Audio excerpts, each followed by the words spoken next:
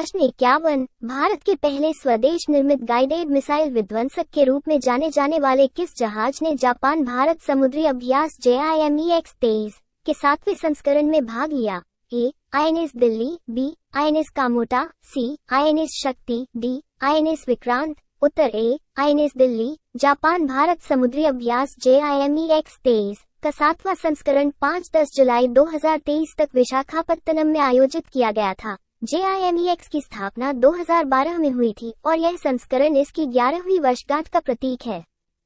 प्रश्न 52। निम्नलिखित में से कौन सा कथन सत्य है? ए. बांग्लादेश एशिया में भारत का सबसे बड़ा व्यापार भागीदार है। बी. भारत दक्षिण एशिया में बांग्लादेश का सबसे बड़ा व्यापार भागीदार है। सी. भारत और बांग्लादेश द्विपक्षीय व्यापार में संलग्न नहीं है। डी. भारत और बांग्लादेश केवल अमेरिकी डॉलर में व्यापार करते हैं। उत्तर बी. भारत दक्षिण एशिया में बांग्लादेश का सबसे बड़ा व्यापार भागीदार है। भारत और बांग्लादेश ने भारतीय रुपये में द्विपक्षीय व्यापार शुरू किया है। लॉन्च कार्यक्रम 11 जुलाई 2023 को ढाका में बांग्लादेश बैंक और भारतीय उच्चायोग द्वारा आयोजित किया गया था।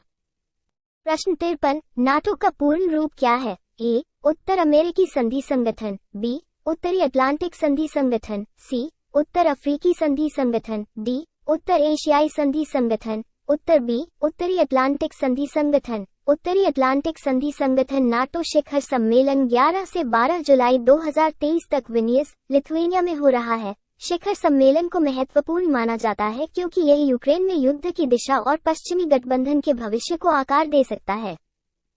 प्रश्न 54। रेत और धूल भरी आंधियों से निपटने का अंतर्राष्ट्रीय दिवस कब मनाया जाता है?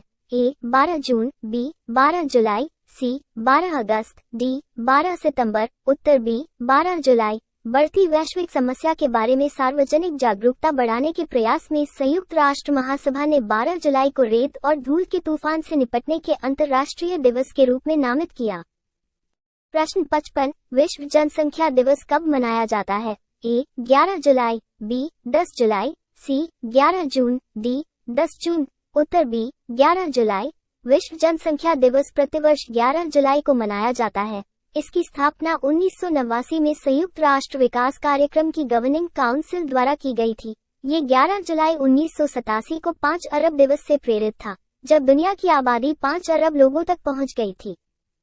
प्रश्न 56। लघु उपग्रह प्रक्षेपण यान SSLV के लिए इसरो की क्या योजना है? ए. अंतर्राष्ट्रीय अंतरिक्ष एजेंसियों के साथ सहयोग करें, बी. कम मांग के कारण SSLV को बंद करना, सी. SSLV को निजी क्षेत्र में स्थानांतरित करना, डी. भारी उपग्रह प्रक्षेपण के लिए ACCLV का एक बड़ा संस्करण विकसित करना। उत्तर सी. SSLV को निजी क्षेत्र में स्थानांतरित करना। भारतीय अंतरिक्ष अनुसंधान संगठन इसरो अपने लघु उपग्रह प्रक्षेपण यान SSLV को निजी क्षेत्र में स्थानांतरित करने की योजना बना रहा है। यह निर्णय छोटे उपग्रहों की बढ़ती मांग के जवाब में लिया गया है। प्रश्न 57। यूथ वर्ल्ड चैंपियनशिप में रिकर्व वर्ग में स्वर्ण जीतने वाले पहले पुरुष तीरंदाज कौन बने? ए. पार्थ सालुके, बी. गीत इंजुन, सी. प्रवीण जाधव, डी. अतनु दास। उत्तर ए. पार्थ सालुके। पार्थ सालुके यूथ वर्ल्ड तीरंदाजी चैंपियनशिप में रिकर्व वर्ग में स्वर्ण जीतने वाले पहले पुरुष तीरंदाज बन गए। उन्होंने 9 जुलाई 2023 को लिमरिक, आयरलैंड में अंडर 21 पुरुष रिकर्व व्यक्तिगत फाइनल में कोरियाई सोंग इंजुन को 7.3 से हराया। प्रश्न 58। 1971 के मुक्ति संग्राम के दौरान बांग्लादेश के स्वतंत्रता सेनानियों को सहायता प्रदान करने वाले पहले भारतीय सैन्य अधिकारी कौन थे? ए. राजेंद्र सिंह, बी. परिमल कुमार घोष, सी. मनोज कुमार सिन्हा, डी. राकेश शर्मा। उत्तर बी. परिमल कुमार घोष। सीमा सुरक्षा बल BSF के एक प्रसिद्ध कमांडर परिमल कुमार घोष का 84 वर्ष की आयु में 7 जुलाई 2023 को नई दिल्ली में निधन हो गया।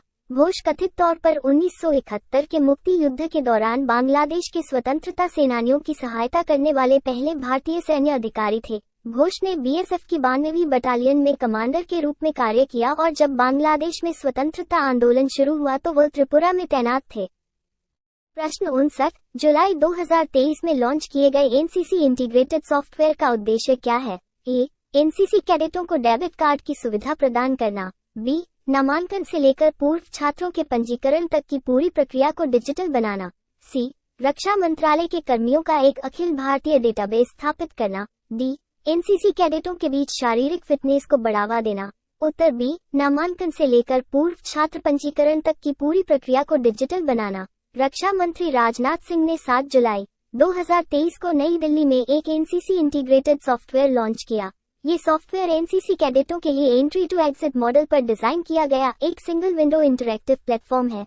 सॉफ्टवेयर का लक्ष्य कैडेट नामांकन से लेकर पूर्व छात्र पंजीकरण तक की पूरी प्रक्रिया को डिजिटल बनाना है।